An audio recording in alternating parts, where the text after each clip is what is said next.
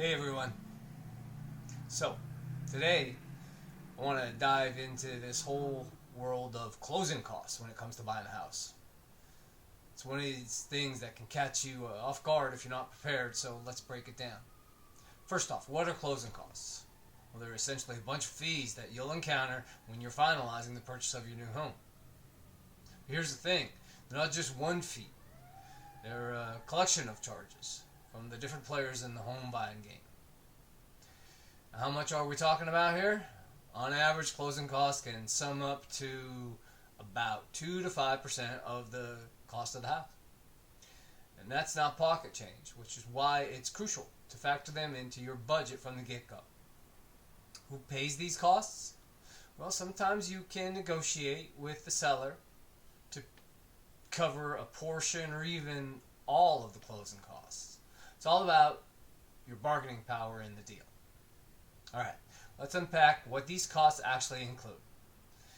There are three main groups: fees from the lender, those linked to the property's title, and prepaid expenses. Lender fees cover things like origination fees, think about 1% of your home price, mortgage application fees, even courier fees for those legal documents.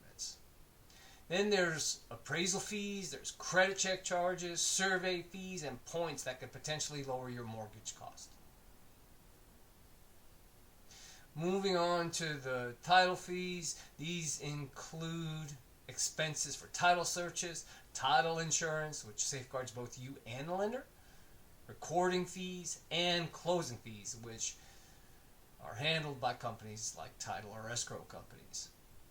Last but not least, we've got prepaid closing costs, which involves setting up an escrow account for your homeowner's insurance and property taxes.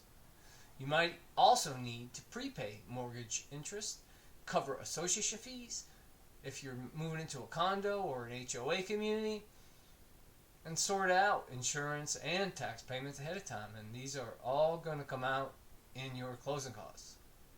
This isn't an exhaustive list. Some communities will have a transfer fee. These are typically paid for by the buyer here in Tennessee. But it covers the big players in closing costs. Remember, these fees can vary, so keep close tabs on them and discuss them with your real estate agent. And hey, some of these costs might have room for negotiation or can be reduced if you shop around a bit. Now, don't forget to scrutinize those closing disclosure forms that pop up 3 days before you sign on the dotted line. They lay out all your final costs, interest rates, and payments. Ask questions if anything's unclear, because the more you grasp about these closing costs, the smoother the whole home buying process will be.